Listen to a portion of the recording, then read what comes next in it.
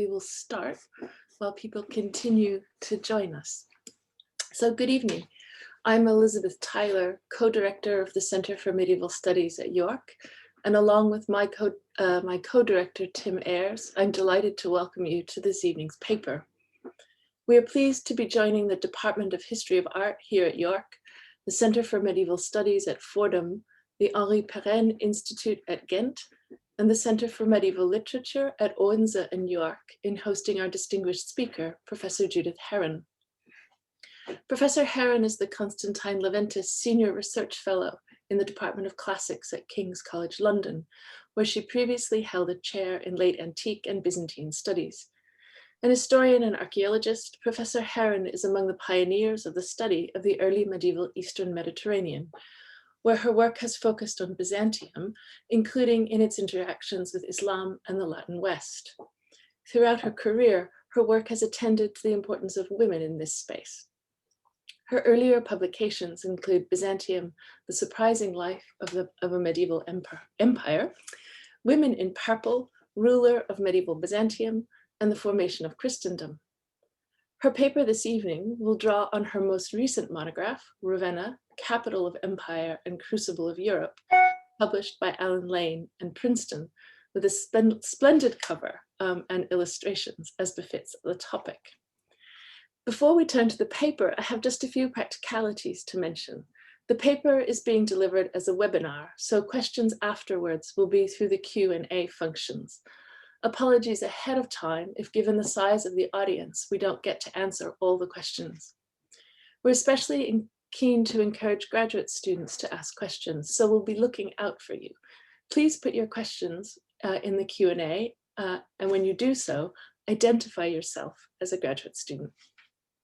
Without much further ado, we can turn to Professor Herrin's paper, Ravenna, Crucible of Europe.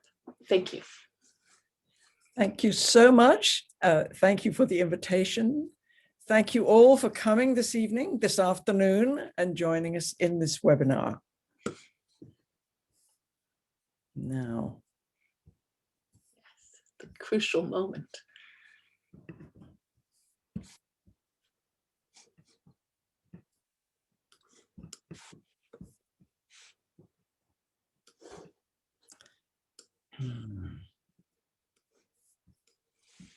It's coming, it's getting there. It's just taking longer, always takes longer than I can believe.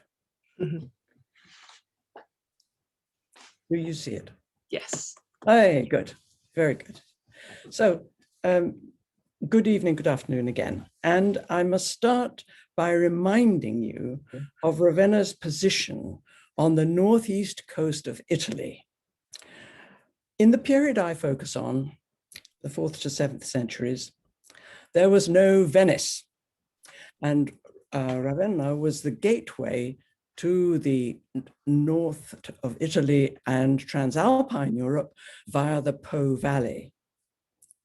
At Clase, it had the only secure large harbor north of Ancona on the Adriatic coast, and this had been constructed by Julius Caesar to house the Roman fleet that served the East Mediterranean. I thought it might be useful to take a short walk around Ravenna. I thought it might be agreeable, as I'm assuming not everybody is familiar with it. And if you know Ravenna well, I hope you won't mind coming around again. One of the things I was unable to do on the laptop was to use the arrows to indicate the walk that I proposed to take, but we're going to start where the blue blob in the south west marks the entrance through the main door, the Golden Gate. And we can walk through the Golden Gate and across the Lamisa to the Orsiana Cathedral, and then up the Padena River, which runs right through Ravenna. Ravenna is full of canals and rivers and water everywhere. Up to the northwest corner of the city, where we can admire the Church of Santa Croce, the Mausoleum of Galla, and later San Vitale. Going out of the city to the Mausoleum of Theodoric, just beyond the walls, and coming back to visit San Giovanni Evangelista in the area where the imperial palace and the accommodation of all emperors and later rulers was sited in the west of the city. And then we shall be close to the Church of Santa Polinare Nuovo, the palace church built by Theodoric when he constructed his new center in Ravenna. And finally, we have to go right back across the city to San Vitale, to the 6th century church. You'll see that this is a multi-layered history of many monuments that survive mainly from the 5th and 6th centuries, with a few later additions. Let's start admiring the Golden Gate, erected by Emperor Claudius in the year AD 43, but later demolished. The drawings by Renaissance architects like Palladio are all that survive, apart from some of the sculptures, which are in the National Museum. Ravenna had been built on islands separated by canals and waterways that formed in the delta of the Po River, creating a very marshy environment that was most accessible from the Adriatic coast. When Emperor Honorius decided to leave his capital city at Milan in 402, Ravenna presented the combination of a very well-defended site, linked through its large harbor to the entire Mediterranean and the imperial capital in Constantinople. Sorry.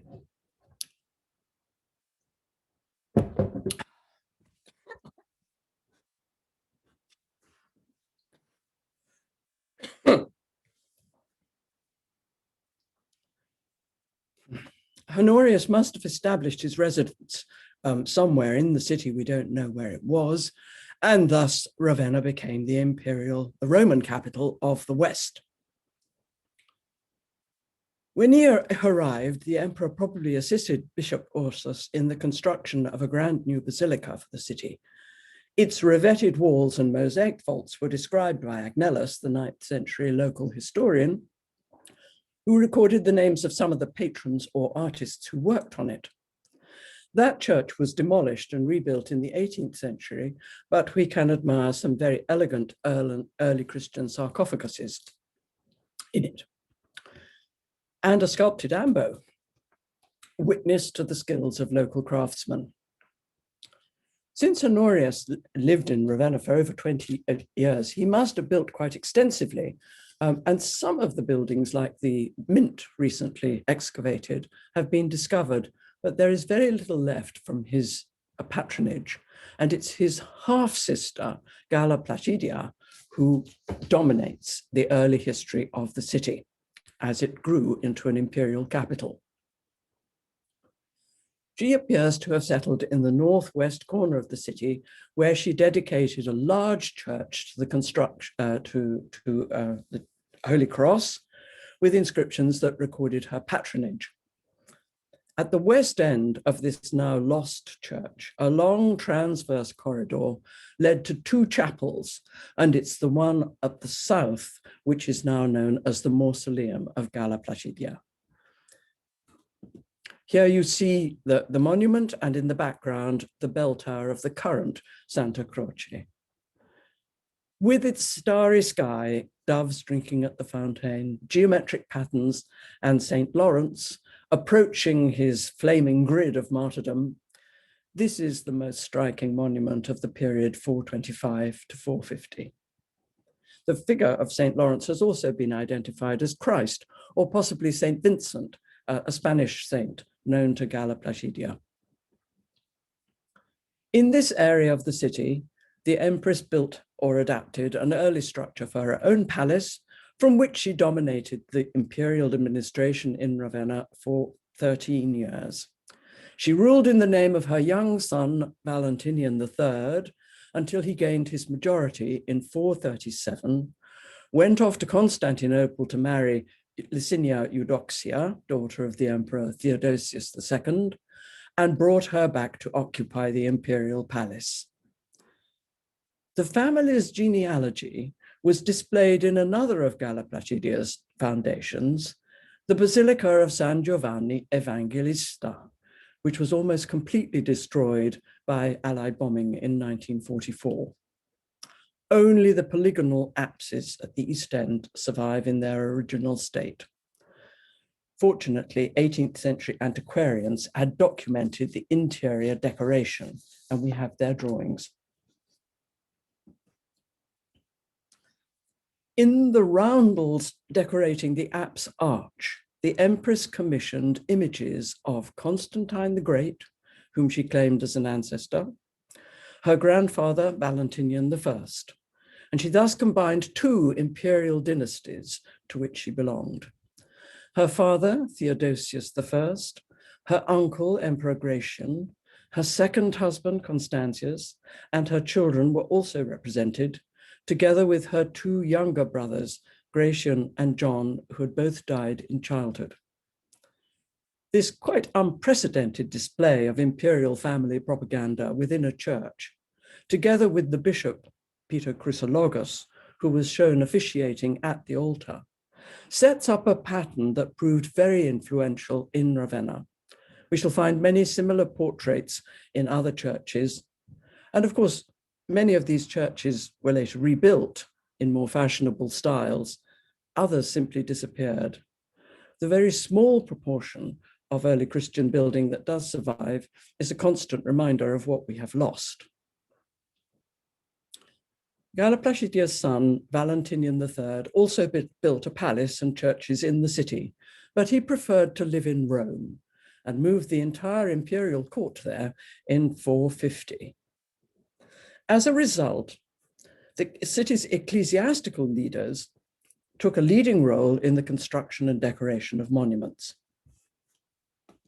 Bishop Neon, who held power from 451 to 73, was particularly active, and the restored baptistry next to the Orsiana Cathedral contains his most famous legacy.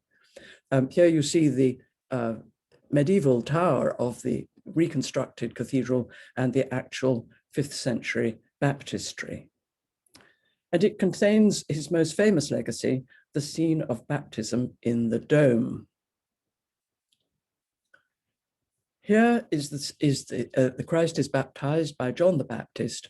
The Jordan River is represented as a divine God, as a god, and the dove descends from heaven from the hand of God. Bishop Neon was particularly active, and this monument shows what incredible skills he had at his disposal, not only in the mosaics with the apostles standing around the dome decoration, but in the stucco and inscribed decoration lower down, most of it in spectacular colors, very beautifully preserved. This ecclesiastical patronage must have kept a considerable network of experienced artists employed.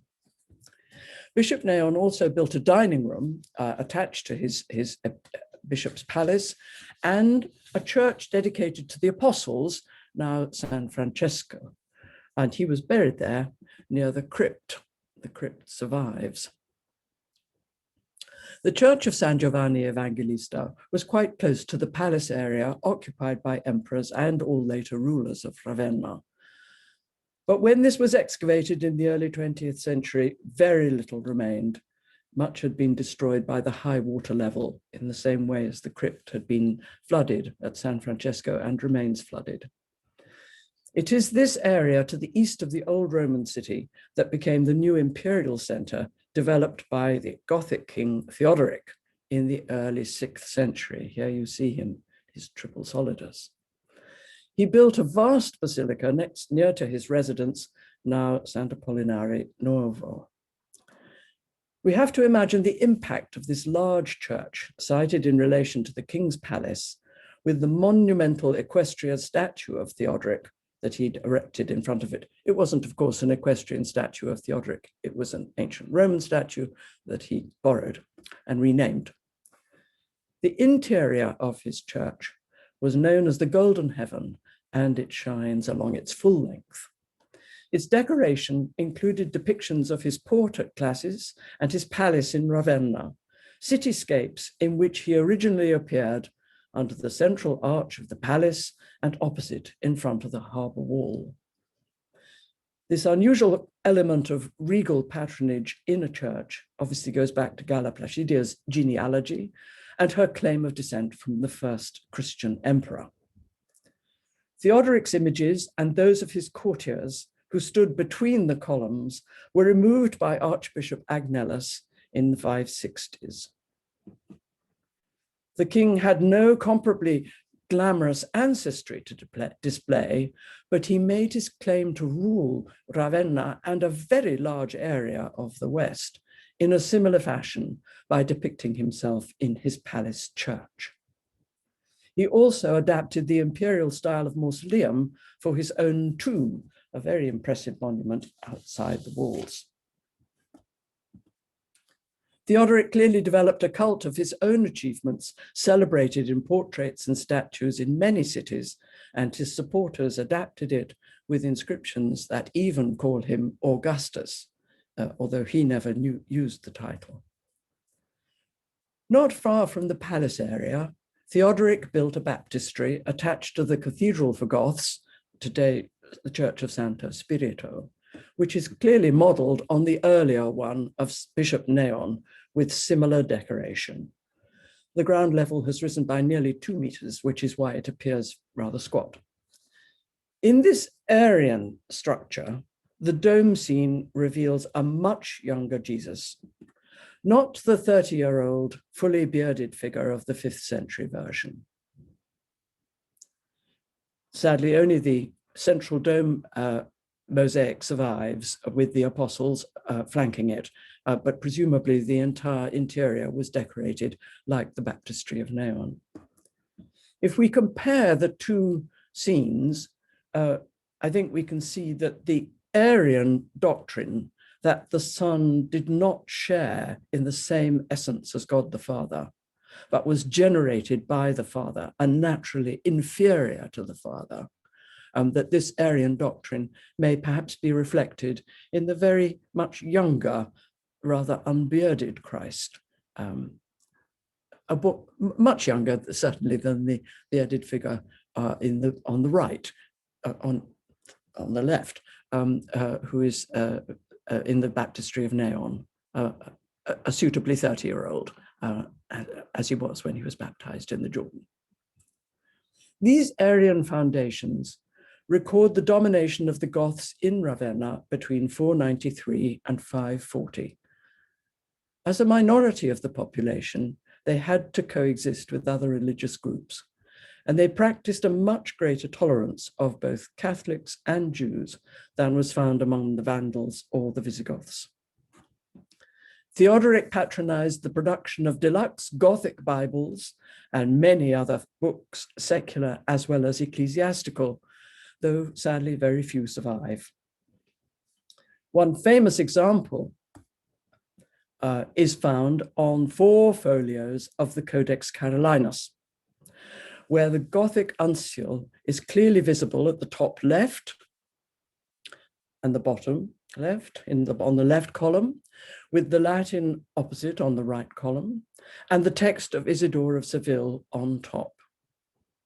Many copies of Isidore's writings were made on old manuscripts, scraped down and reused, often without turning the parchment.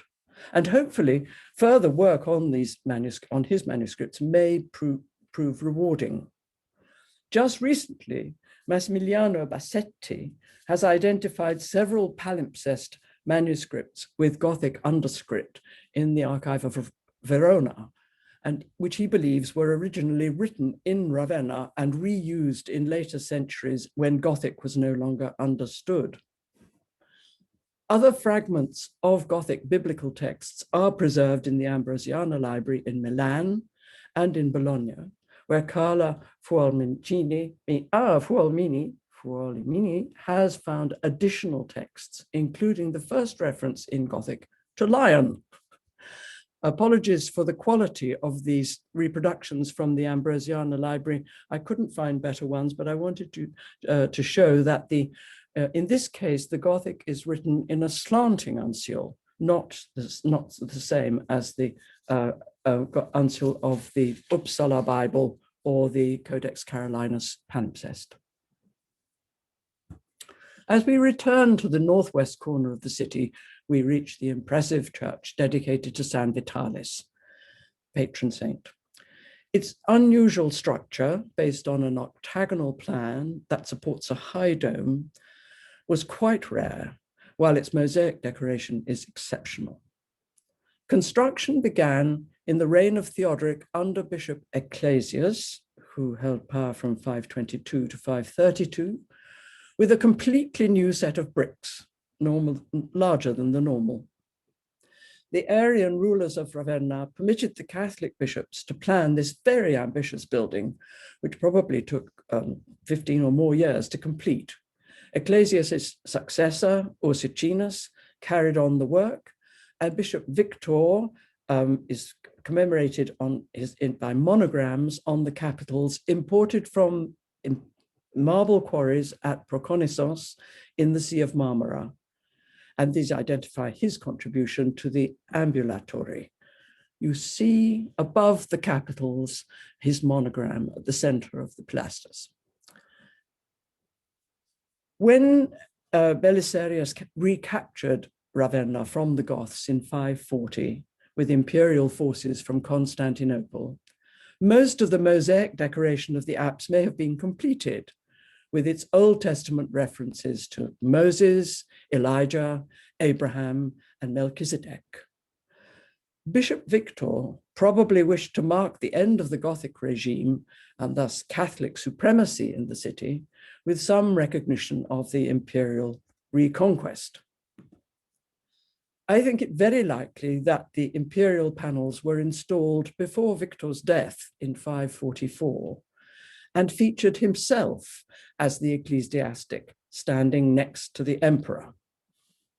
His portrait was replaced by the first Archbishop of Ravenna, Maximian, when he finally gained his position late in 546, and he rededicated the church on the 19th of April, 547.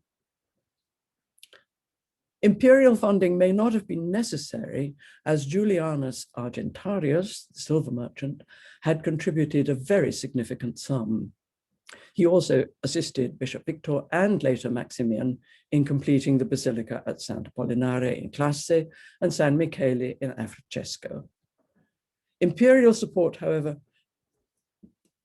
and I think probably we ought to just pay reference to the Empress Theodora, again, very, very surprising to find the image of her, the imperial ruler, with her ladies-in-waiting in their finest court dresses, opposite her husband Justinian, in the apse area, in the bema area of the church, where, of course, women were not permitted.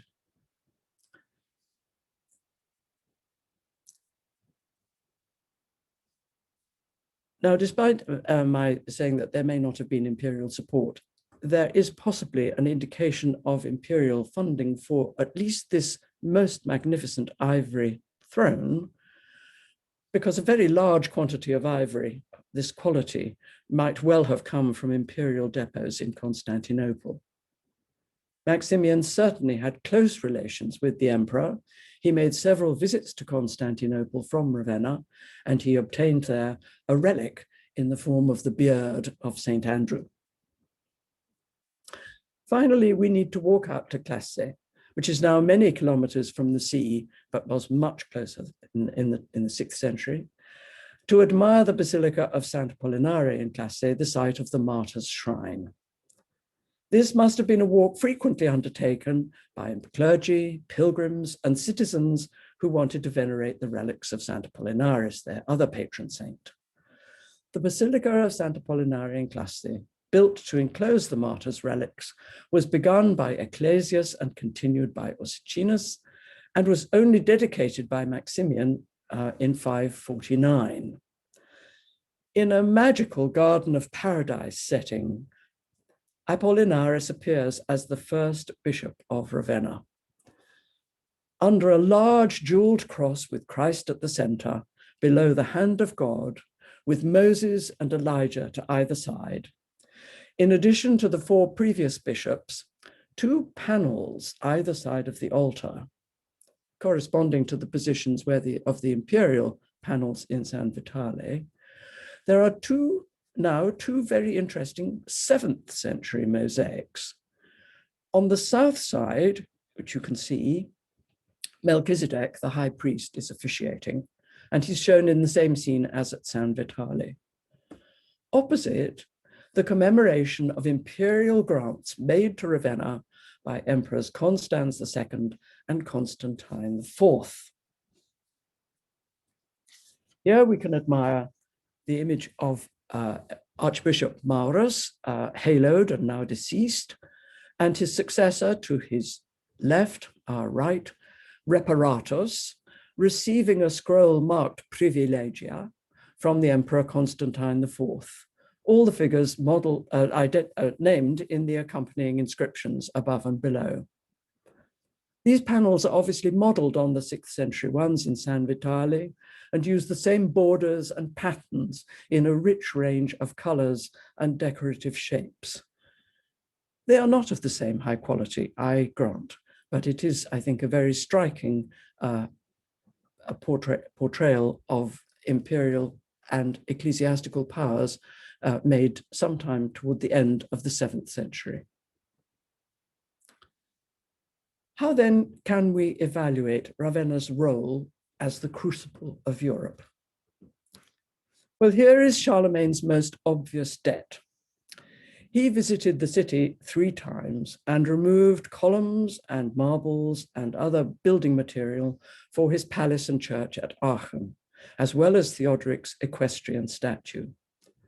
Even if this material is no longer identifiable in his new buildings, the octagonal form employed for his palace church is clearly modeled on San Vitale and demanded unusual skills from his builders, who had not created octagons and put up high domes. I think the Frankish king had also stood in front of the imperial mosaic panels in San Vitale and had taken inspiration from Justinian's grandeur. This is how to be an emperor. He may have seen images of King Theodoric, another non-Roman ruler who sustained a quasi-imperial control over many provinces of the old Roman Empire. And of course, Charlemagne also put up the large equestrian statue from Ravenna in front of his palace at Aachen, just as he had seen it dominating the administrative center of Ravenna. And of course, Theodoric had put it there because he had seen similar honorary statues and portraits of emperors in Constantinople, Thessaloniki, Split, and Rome. He knew that that was the right way to commemorate a really imperial figure. So we have to, so I could now go back to the, this is the end of the slides.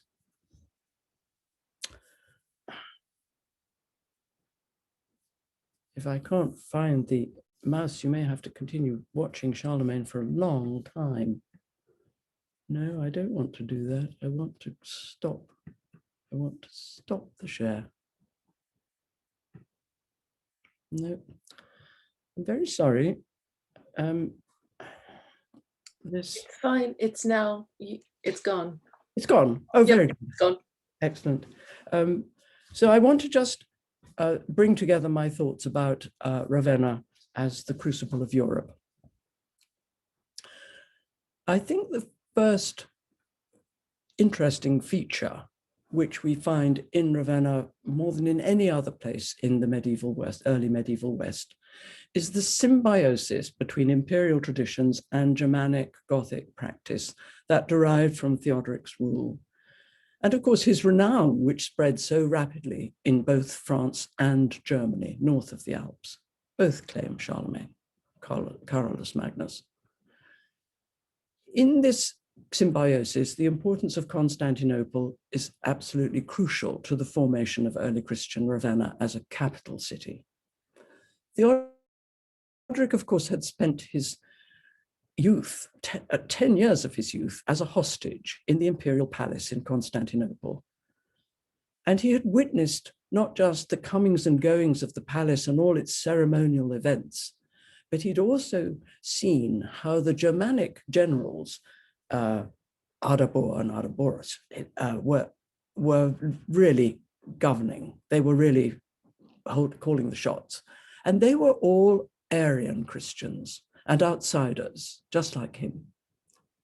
So this combination of a Germanic and an imperial tradition of different strengths was a very, very significant part of his formation. And when he finally came to Ravenna, having persuaded the Emperor Zeno, or at least he concluded that he had gained imperial permission to lead his people from the East Mediterranean right through the Balkans, across the Hungarian plain, over the Julian Alps and into northern Italy, and had then captured Ravenna, he was determined to create his own mini Constantinople. The second feature, which is very distinctive, is that not only were the Goths a minority in terms of the population, because they were always a very tiny proportion, perhaps 80,000 people went on that long migration. So they were always in a minority, but in addition, they were also a religious minority amidst the world of Catholic Christians who knew that their definitions of Christianity were correct and Arian definitions were not. So in this doubled minority status, it was essential to get along well with the locals and to cohabit peacefully. And this led to a much greater degree of tolerance under Theodoric, which persisted through the history of Ravenna. Permission was given for the Catholic bishops to build their churches. The Jews were able to sustain their synagogues. And when the synagogue was attacked in Ravenna, or synagogues in the plural, Theodoric decreed that the Catholic bishop, should help to pay for their repair. This was so different from the Vandals in North Africa, who persecuted the Catholic Christians and sent them into exile, or the Visigoths in Spain, who persecuted the Jewish communities in the late 6th and 7th centuries. And of course, the principle of toleration was very much cited by later Protestant reformers as a principled method of peacefully coexisting. I think that is a very marked feature of Ravenna's civilizing activity, and one of the very important roots of what we hope persists in Europe today. A third feature is that Ravenna was always the pivot between East and West in the Mediterranean world, but it was a united world. It was not divided as we sometimes think into East Mediterranean and West and so on. I think that's a projection of our own times. Under the overall authority of Constantinople, where the only emperor resided, and it was the Roman emperor in Constantinople, this world was still very much a unity. And that unity was only broken in the late 7th and early 8th century by the Islamic conquests and by developments in north of the Alps. But I think in the period between 400 and 700, the symbols of imperial authority, the regalia, the costumes, the court titles, the court ceremony, the organized ranking of officials, and the use of orators to proclaim the great skills of the emperors and rulers, the patronage of literature, intellectual debate, the practice of diplomacy, all that was bound up in the imperial culture of Constantinople, which dominated ideas of grandeur and how to rule and how to wield power throughout the Mediterranean world. I think that Mediterranean world also shared a commitment to create a fully Christianized universe, a new world. It was looking forward to a different creation, something that would be fully Christian. And it shared so much of its material culture, glass lamps, cooking pots, writing material. And then, of course, all those luxury goods which came from the Far East via Alexandria and Constantinople, the silks, the jewels, spices, and ivory, and so on. But all these objects and ideas flowed around in one world, and Ravenna was very much at the center of that Mediterranean world.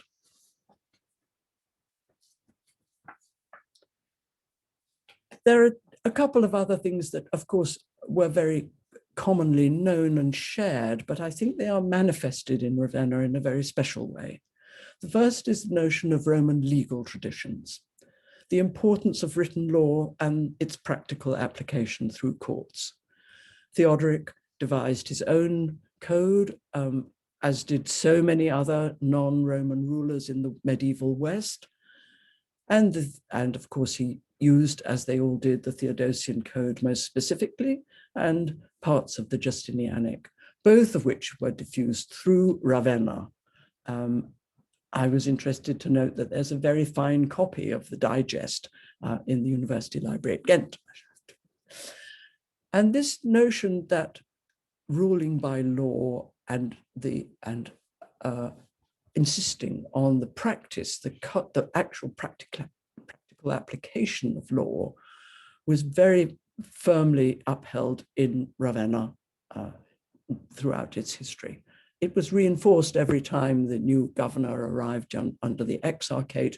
Governors arrived from Constantinople. They brought the new laws, the novelle that had been issued after the Justinianic compilation. They brought new ideas and practices for government and so on. But basically they sustained and deepened a sense of the importance of legal resolution to problems. And together with the legal tradition went a very cultural tradition, which is enormous respect and admiration for ancient literary culture, Greek and Latin. And we see that in Ravenna in the development of medical teaching, schools where there was a school of Greek doctors, so presumably a school of Latin doctors.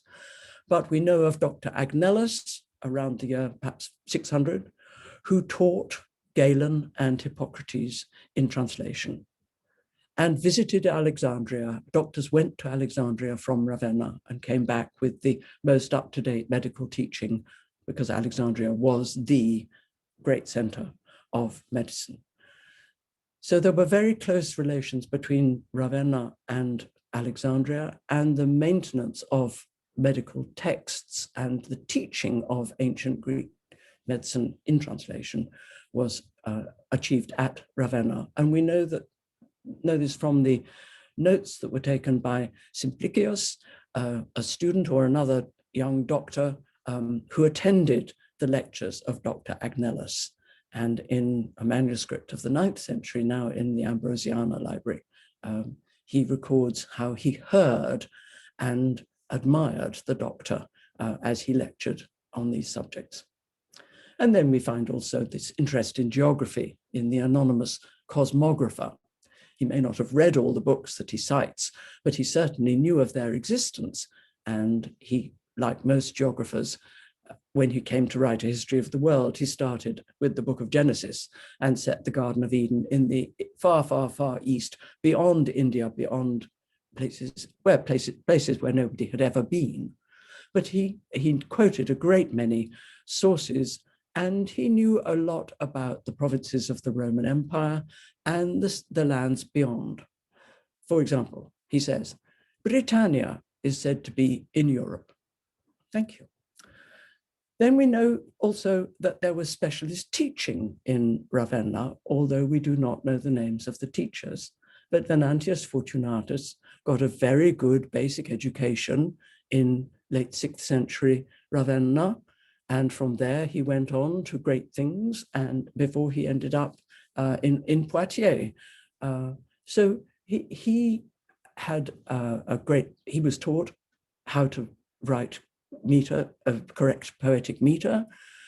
He learned, he said, only a little law, but he understood some philosophy. He had drunk at the cup of education in Ravenna, and when he was stuck in the north, he regretted the sunny climes and his earlier student days.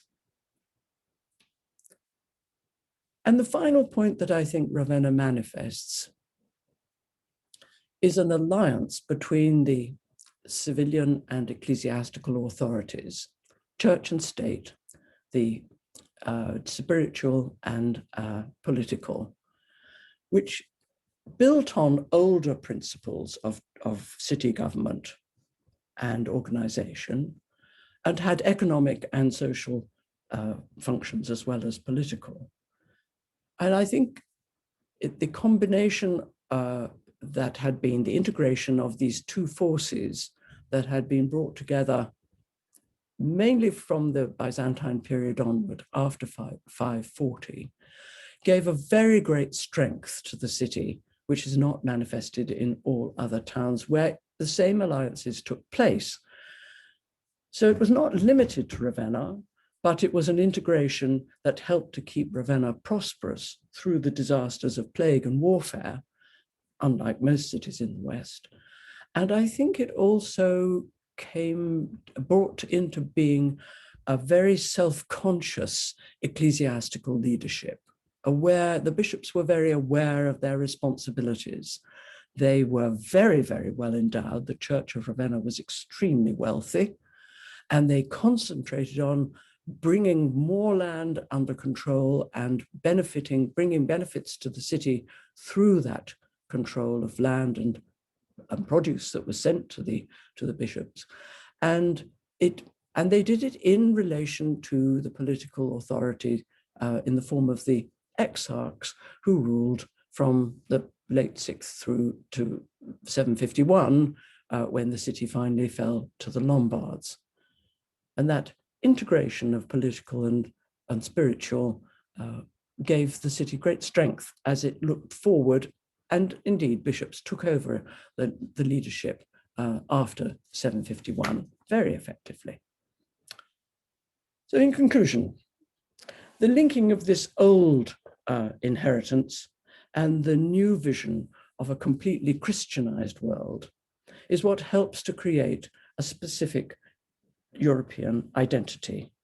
And today, this is so very different from the world of the Americas, where indigenous cultures were effectively killed off, or the Chinese, where most eras were dominated by one central political authority, imperial, strengthened by the existence of a very ancient shared written script. And of course, Europe experienced many, many centuries of autocratic government and terrible wars. But corners seemed somehow to escape the control of autocrats, and local vernaculars were preserved and political ambitions. The many efforts to conquer Europe by outsiders, Scandinavians, Ottomans, Russians, also reflect its wealth of resources, which were deemed admirable and desirable, even though conflict between its many parts is so built into its long history. But through all the warfare and devastation, some notion of European identity and relatively peaceful coexistence has survived until today. Can the present European Union make it work? In Britain, I know there's a palpable sense of loss among those of us who wish to remain European, but this change is less problematic for Europe than the rise of the regional leaders dedicated to undermining both the legal expression of dissent and the toleration of minorities. Let's hope that the shared history of so many centuries of living close together on the western tip of Eurasia will endow its current inhabitants with the determination to extend and deepen this cooperation and to preserve what they understand of European identity and the rule of law against the tides of American and Chinese domination.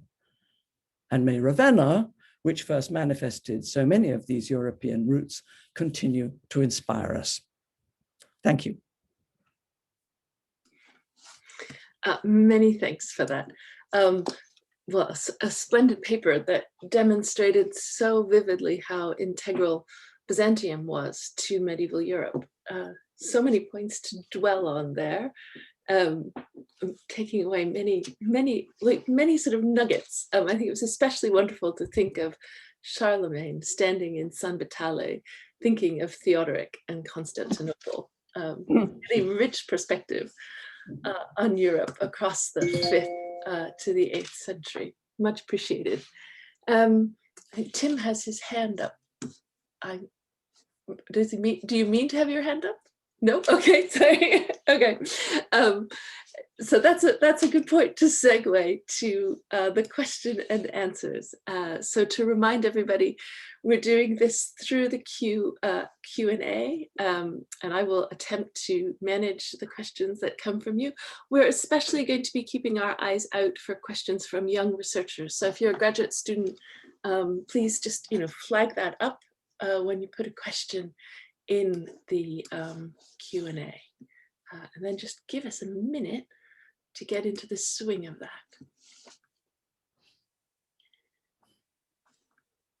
So we have a question to begin with from Elizabeth Docciavini, who asks if there's evidence that the baptism of Christ images from the dome mosaic that we saw were used as exemplars for illuminated manuscripts.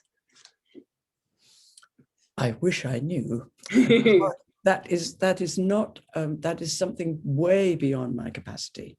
But surely the art historians among you will know whether these were particularly striking depictions of the baptism, or whether in many other baptistries around the Mediterranean world there were comparable depictions.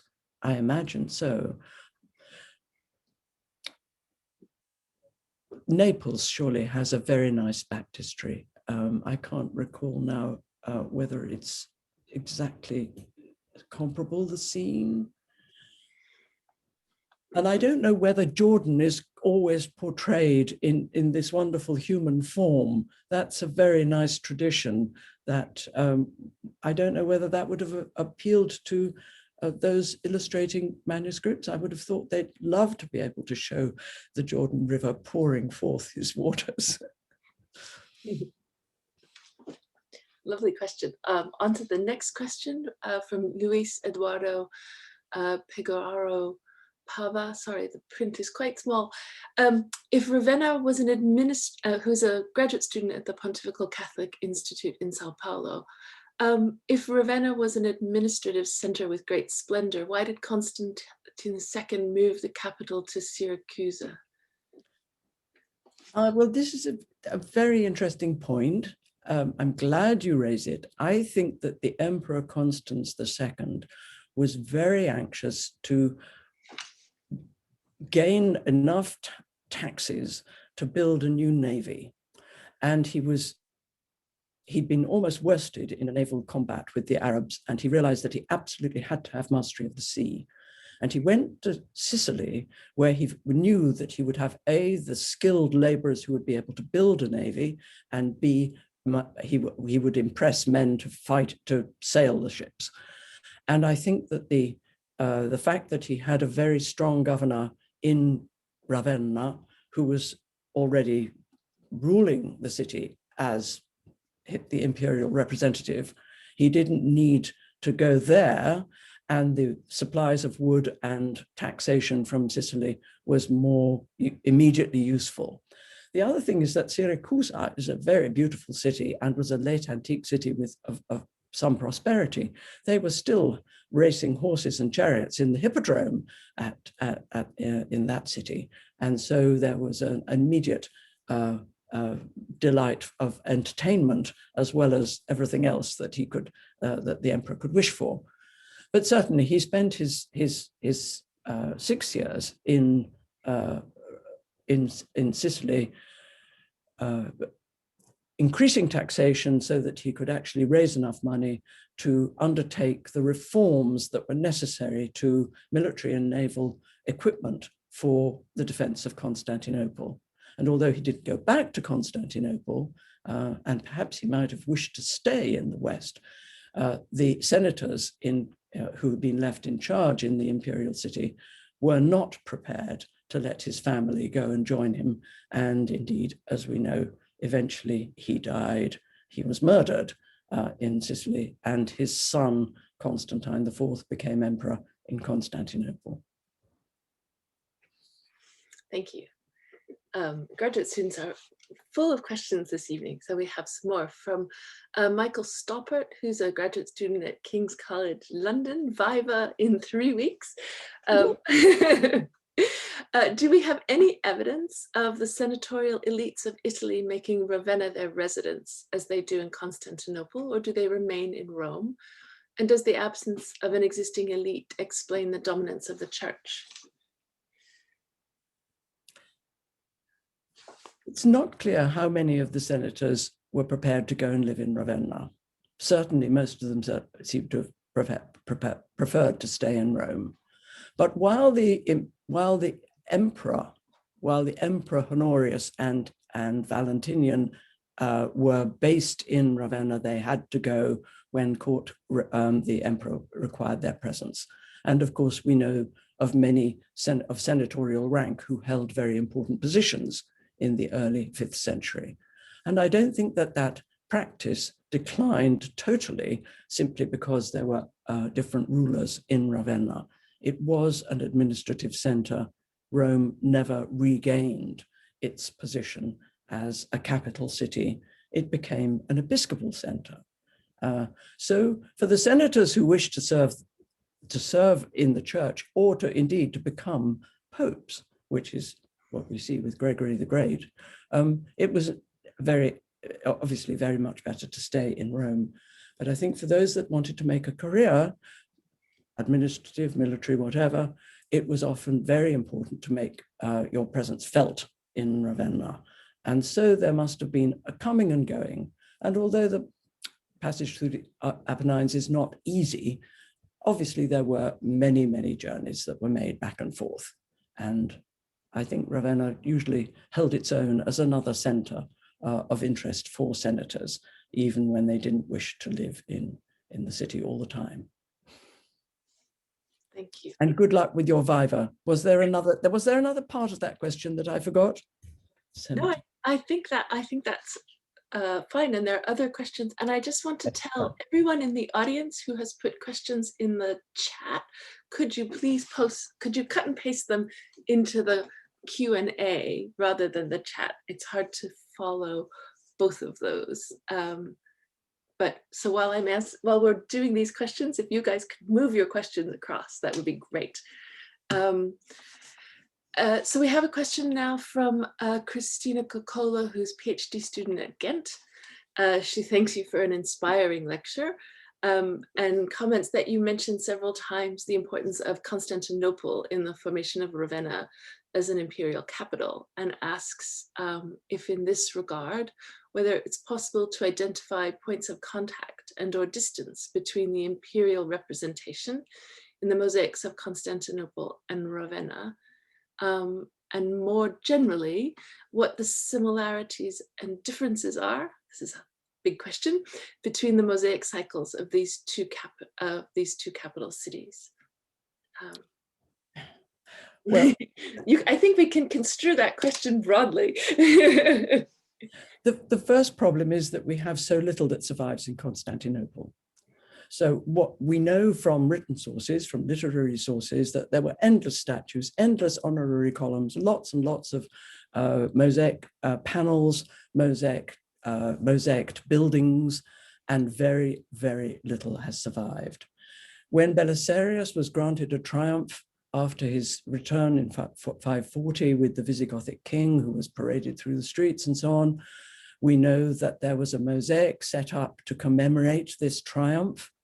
And no, I'm sorry, it was the African campaign that was celebrated in a triumph.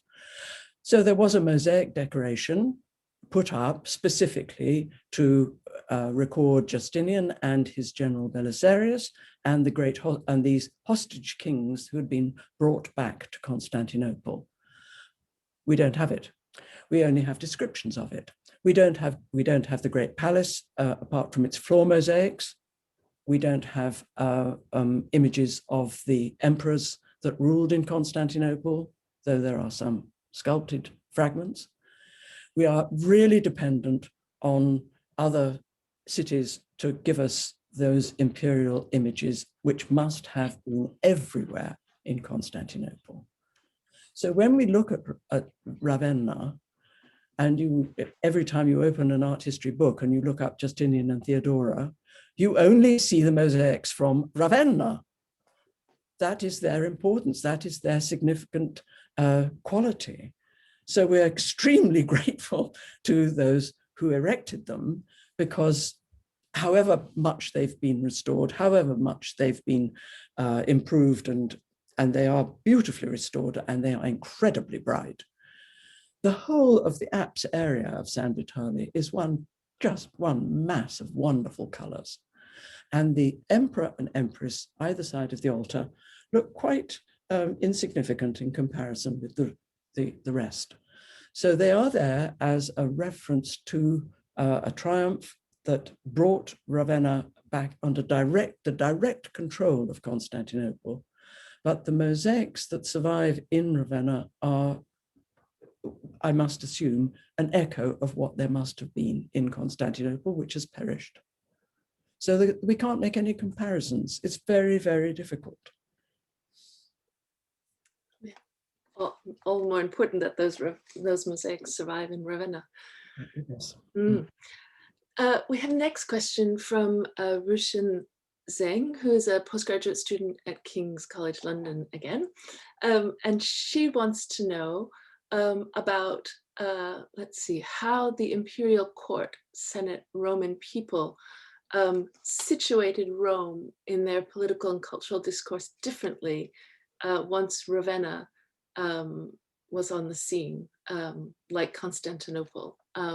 And that she wonders about, or he wonders, I apologize, the anxiety or even competition between the cities, and how Rome worked to gain imperial attention as Ravenna was establishing itself.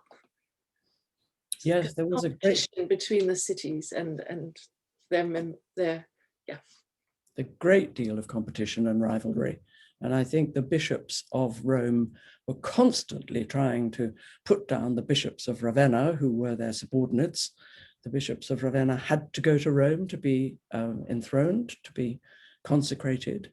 This rankled with them. They always wished to shake it off. And indeed, under Constans II, one of the privilegia that were handed over was that the clergy of Ravenna could elect and impose and consecrate their own bishop without him having to go to Rome. But from the earliest period, Honorius insisted that Rome, the Bishop of Rome, should have superiority as the heir of St. Peter. So building on that very, very strong spiritual foundation, Rome was always able to pull rank over Ravenna in ecclesiastical terms. But the senators really don't appear to have taken a very strong line in this rivalry. Many of them appear to have gone to Ravenna when they had to, and they lived in Rome at pleasure on their own estate, or on their own estates, probably in the countryside. And so the fact that there was no Senate in Ravenna meant that they could still be the Senate in Rome. And when there were visitors to the city, they brought out all their pomp and ceremony. They went to meet the emperor. They went to meet King Theodoric. They went to meet other very important visitors, like when the exarch would visit Ravenna, they would go out to the 12th milestone and accompany him in, and so on. So there was a great deal of ceremonial in which the senators played an important part, but it was very much a ceremonial part. Thank you. We now have a question from John Latham Sprinkle, who's a postdoc at Ghent. And he thanks you kindly for the excellent and very interesting paper with lots to think of. He thinks that your point about the transmitted influence of Byzantium reaching as far as Aachen was extremely interesting. He did, however, wonder whether we can separate a European identity in this period, or any period, from a wider Eurasian one, given that, for example, Gothic culture seems to have had considerable influence from steppe peoples such as the Alans, and that we find political and religious and cultural pluralism in other parts of the Byzantine-influenced West Eurasian world, the Caucasus, the Western steppe. Is there something distinctive about a European identity as opposed to a Western Eurasian one? It's a very, very difficult question. And I think you're absolutely right to draw attention to the other regions of the old Roman world where local vernaculars, local languages, local cults created a very distinctive civilization, which coexisted with the Roman domination and imperial power and administration and government.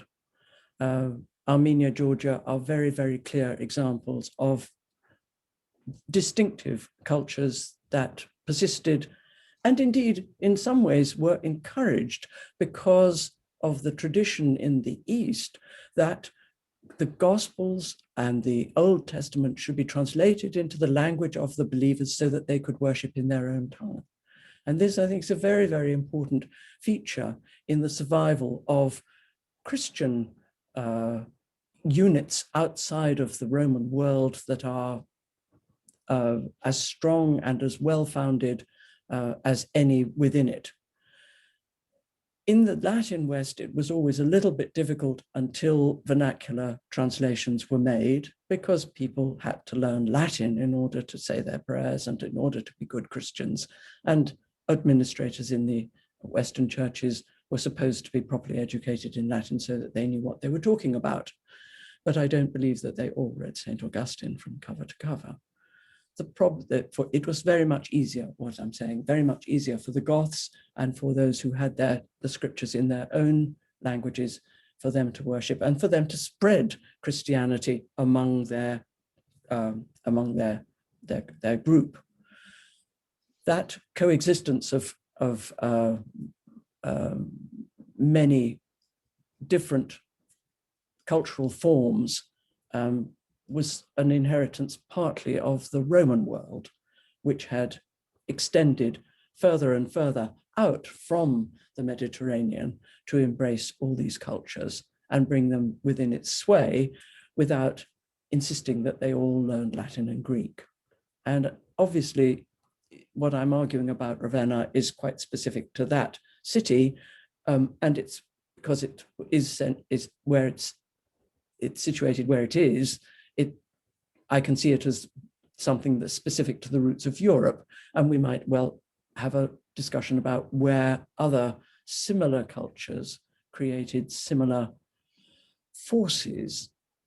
But I don't think we could look to the Caucasus or to those other areas, Coptic Egypt and so on, for a comparable notion of this combination, not just of Germanic or Gothic or Aryan and Roman Imperial, but all the traditions of the ancient world that were then reforged in a forward-looking Christian world, which became Europe, Christian Europe.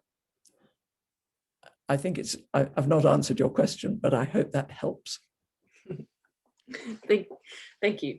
A question from Jason Edwards from History of Art here at York. He has what he thinks is a meditation rather than a question. He was very interested in the idea of Ravenna as a mid-Mediterranean world city, but also as a pivot city, and how those two ideas might overlap and differ.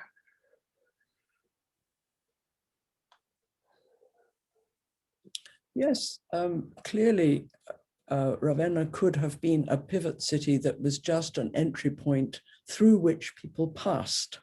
And indeed, we know perfectly well that there were lots of visitors, military, diplomatic,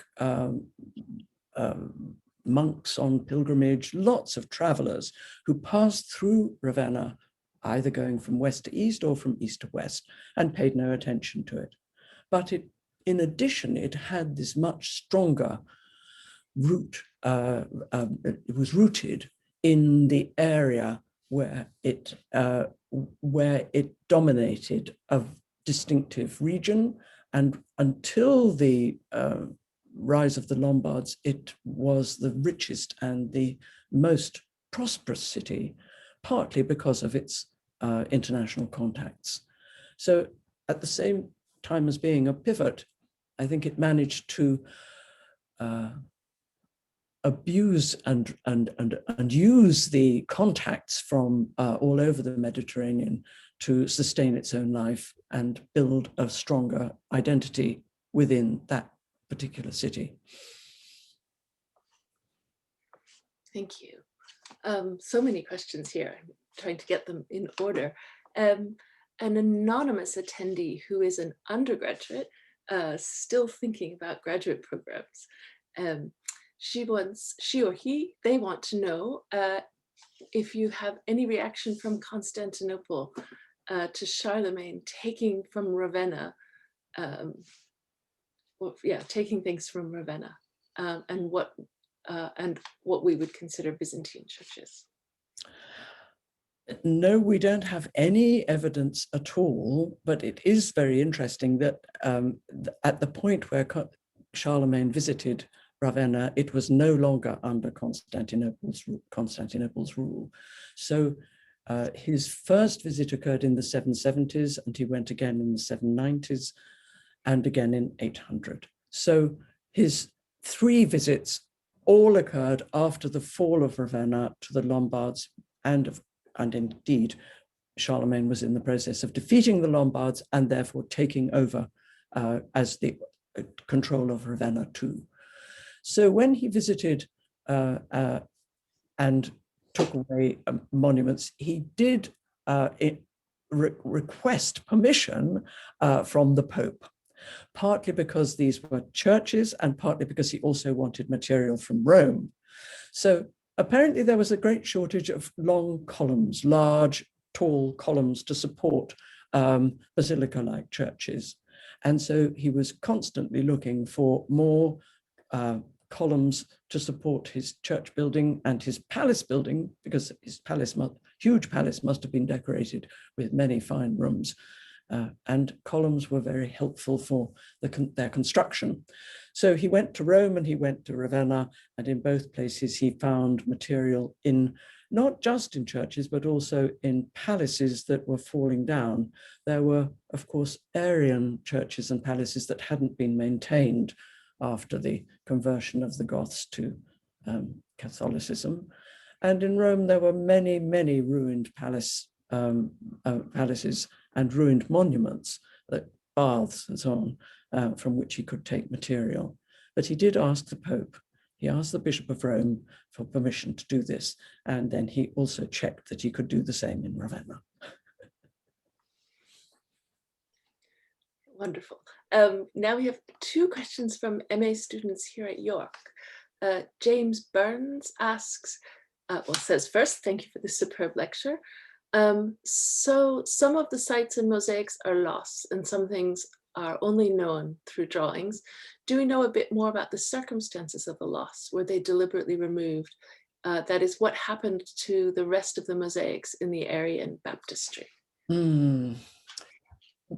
Well, we do know what happened at Santo Polinare in Clase, which I think is an example that probably stands for many of the churches.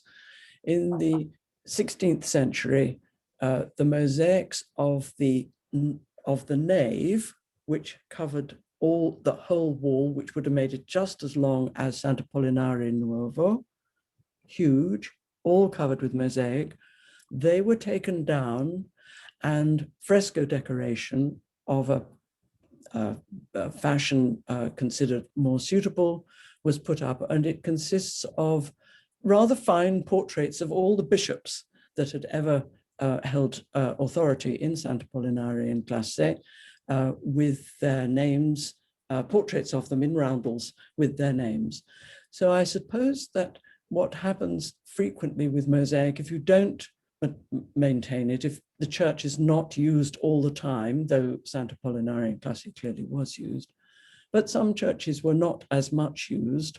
And when the mosaic started falling off, or when people wanted to collect a few tesserae, or perhaps they decided they wanted to recycle the tesserae because cut stone of brilliant different colors was quite a saleable commodity, there may have been actual destruction. But usually what was taken down was then replaced with alternate decoration, and most of it was in fresco. Certainly it was not in mosaic. That period of mosaic decoration, which continued to flourish in Venice, for example, and on the island of Torcello, that did not continue in Ravenna, though it did in Rome for quite some time. So where we can see replacement of mosaic, it's because the mosaic is no longer considered fashionable or proper, appropriate decoration, and a more up-to-date modern version is type of decoration is imposed. Thank you. So frustrating that questions can't be more dynamic, but wonderful answers. Can we move on now to Eleanor, who's a graduate student at York, MA student, who asks, you argued that the idea of a division between an Eastern Mediterranean and a Western Mediterranean is perhaps more of a modern construct than a reality in this period. To what extent do you think we can say that unity across the Mediterranean world was fractured in later periods, from the 7th century, for example? Well, certainly the conquest of the southern shore of the Mediterranean by Muslim forces, the capture of Carthage at the very end of the 7th century, and then their very rapid advance into Spain, that really disturbed the unity of the Mediterranean world, because the entire area from Egypt along the south coast of Libya through North Africa to the Atlantic turned inwards from the away from the Mediterranean towards the overland transport by camels, by endless troops of camels, which took all the wealth of North Africa and Egypt away to the east, to the caliphs in Baghdad. So there was a very strong reorientation of the Mediterranean, and indeed its unity was very much fractured by that development. And at the same time, we have to realize that because the Mediterranean world was distant from Northern Europe, very distant from Aachen, for example. There's Charlemagne in his palace in Aachen, but where does he get his olive oil? It has to come a very long way to be of use in his culinary efforts. And further north, in Scandinavia and Anglo-Saxon England, the absence of olives is a problem, and alternative sources of oil and beeswax and so on for candles are used, and there is a turning to a more northern supply of all the other basic commodities that had circulated in the Mediterranean world. So although we see Mediterranean coins that are found on sites very far north, there isn't the same association with silks and ivory and basic cooking ware from the Mediterranean. Thank you. I think an interesting follow-on question from that comes from Tom O'Donnell at Fordham. He writes that and it's not in the Q&A because he's panelist, it could only go in the chat. He writes that he's very interested in the vision of tolerant Ravenna uniting the halves of the Mediterranean as a lieu de mémoire for thinking about a united Europe. I just wondered about the role of the Umayyads here as a religiously tolerant regime that united the Mediterranean, especially as they began a tradition of taking up ancient Hellenistic legacy, although obviously the Abbasids are more famous for their greater development in the latter direction. Indeed. No, you put your finger on a very, very important point. And we should not be just looking at what is more familiar. So thank you for that, because I'm sure there's a lot to learn from how the Umayyads managed the mixed populations that they conquered and how they brought together a sense of well-being in the caliphate. And certainly by the time of the move to Baghdad and the investment in astronomy, the great telescopes that were built, and the scientific work and mathematical work that was done, translating ancient Greek texts, frequently through the medium of Syriac. But there was an extraordinary outburst of intellectual activity that included these minorities who could read funny languages and knew the mathematics or could understand star movements and so on. So there was a very great manifestation of incorporation and integration of different communities and different cultures. And I dare say that may be something that African states do look back to, or Muslim states try to think about for inspiration, because it must be something that's very aware, that they're very conscious of, the periods of great glory and brilliance, philosophy and so on. How we can specify that our European identity is something different? Well, of course, we have this smaller unit, not so small, 27 countries, and growing, but it has a lot going for it, which has been written about for a very long time, and that makes a tradition which we draw on, perhaps unconsciously, and we should be more aware of alternatives and rivals to that sense of identity. I hope it doesn't completely undermine the idea that there might be something European that we can hang on to. I'm very anxious to. Thank you very much. And thanks for the question too, important points. A question from Brian Cummings, who asks, can you say something more about the scriptoria that produced the manuscripts that you showed? Where would they have been based? The San Vitale mosaic of John the Evangelist depicts some rather lovely remnants of bookmaking. And I wondered if it had some connection. This is a gap in our knowledge. There is a very strange absence of scriptoria, although we read of endless people who wrote, and of course what they wrote survives. So we know that they were all very busy writing. We suppose that they were very busy copying Bibles. We know that Bibles were edited and new copies were made. We learn about the revision of the liturgy. Psalms were sung. We have lots and lots of literary references to the production of manuscripts in Ravenna for the use of people living in Ravenna, and we have very, very few manuscripts. Now, they may have been scattered. They may have, like the papyri on which most of the local history is based, most of those papyri are no longer in Ravenna. They are scattered all over the world. The manuscripts may have gone and been scattered with them.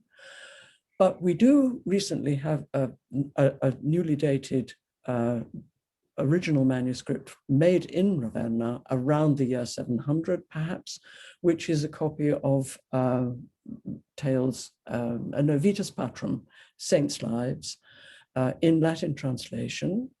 It's in a fine manuscript that's preserved only in a few folios, and it's in the archive in Ravenna. And there is a very fine liturgical roll, or rotulos, which is illustrated, but it is not very well known, and we are quite unable to assign the product of these manuscripts to a specific scriptorium, which we can place anywhere, though presumably the bishop's palace would be the place to look. So we have a problem in identifying the scriptorium, though we hear of lots of people who wrote manuscripts. I think the search is still on, and hopefully more will be discovered. Wonderful. So many questions here. We have a couple of questions about the representation of Christ in the Arian baptistry, which I'm going to try and roll together and ask if there's more contemporary evidence, textual evidence, that the young Christ in baptism is deliberately Arian. Oh no, certainly not. I think a great deal of ink has been spilt over whether the mosaics of the Gothic period are Arian, whether they reflect Arian theology. My only point in putting up that comparison is that the Arian baptism has not chosen to show Christ as a 30-year-old man bearded in the style of the baptistry of Neon. And I do wonder whether that's just that the mosaicists didn't know how to make a 30-year-old, or whether they were consciously thinking that this was a younger man being baptized. Of course, if they'd read the gospel, they would have known that it was a 30-year-old. So it's interesting. I mean, I think it just looks like a chubbier, younger person, not as spiritually enhanced, not as emphatically Christ-like as in the baptism of the Orthodox. But I don't think for a moment that there was a way of showing Arian theology, this notion that the Son could not share in the same essence as the Father was the main basis for Arian belief and doctrine. But how do you show it in you've got to have a trinity of God the Father, God the Son, and God the Holy Spirit, and they're all there in the baptism in this very strange way. That's not like, it's not a copy of the Orthodox baptism. But please would some of you art historians tell us whether there are other representations of the baptism where we can see younger or older Christs, or different sorts of representations of Jordan and so on? You'll have to come back for a real seminar. We'll all talk. We will all 250 of us will have a conversation. Wonderful. Just a couple more questions, I think, before we hit the bewitching hour of 7 o'clock. But Jane Hawks asks if you've had a chance to look at St. Donat's Church in Zadar, modern-day Croatia, which replicates San Vitale in the Aachen Palatine Chapel. Dates vary from the 8th to the 9th century. Clearly, yes, raises interesting extensions to the East-West centralization of the Mediterranean in this early period. I haven't been able to go. It was on a list several years ago. I was almost there. I got as far as Poreč, and I was thrilled to see the Efresiana Basilica and mosaics, but I couldn't make it south. So I've been unable to see it, but I'm sure that notion of San Vitale as a church to be imitated is not confined just to Aachen. And octagons are very, very special. And once you have an ambulatory, you have a wonderful space. And I think that is a very attractive architectural design that was copied frequently. But thank you for mentioning it, and I will try to go, and I will look it up. It's definitely worth a visit. A question from an undergraduate at Tufts, Michaela. She says, you mentioned Galla Placidia. Do you know if there are any other female contributors to these developments in Ravenna in the later years? Sadly, no. But we do know that the empresses, Empress Licinia Eudoxia was very interested in coinage and had very special portraits of herself put on the coins. So there was an interest in promoting a female presence. And although there is no representation of the empress of empresses in any of the wall mosaics apart from Theodora, at least Theodora is there, and that's in a way a reflection of her significance, although she never went anywhere near Italy, neither did Justinian. So, but they were known as a couple. They were known as the patrons of art. They were recorded in inscriptions in churches in Constantinople, and doubtless portrayed in many, many mosaics. So the fact that she is there in San Vitale is at least a reference to the imperial princess of Constantinople, but actual women patrons, we only have a few mentions in the papyri of women who bestow all their wealth and their goods as gifts to the Church of Ravenna, but not that they are therefore commemorated. And there are, I think, no early medieval tombs with their names. I may be wrong, but I'm afraid there's very little female presence in Ravenna after the 5th century. Let's not end on that note. And I see one last student question that I think I have failed to scoop up. So we will ask a question from Laura Horan, who's a grad student at UCLA. Must be much earlier in the day there. Thank you for your fascinating lecture. Do we have any written sources regarding the palaces of Galla, Pacitia, and Honorius in Ravenna? Merely references that they existed. Now, the Palace of Honorius, part of the palace was excavated and was not, the part that was not completely underwater and was not totally destroyed. So there are very fine marble floors and very elegant spaces that appear to have belonged to the Palace of Honorius.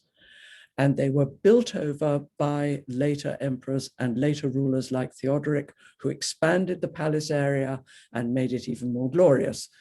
There has been excavation, and it's unfortunately stopped by modern development, which is, right, you know, the city's been occupied ever since the 6th century, and the layers are on top of each other like this. So it's very dense, and where you come to a private property on the top, you then have to negotiate with the owner of the property before you can excavate any further. And that's the problem at the moment. And I don't know whether it will be resolved, but there has been a significant number of finds of small areas which reflect glorious tessellated floors and painted and mosaic walls, only because we have the mosaic tesserae. So some notion of the glory, but sadly nothing that survives to any height. Thank you for that. I want to thank the audience for really wonderful questions, and I'm very sorry that we haven't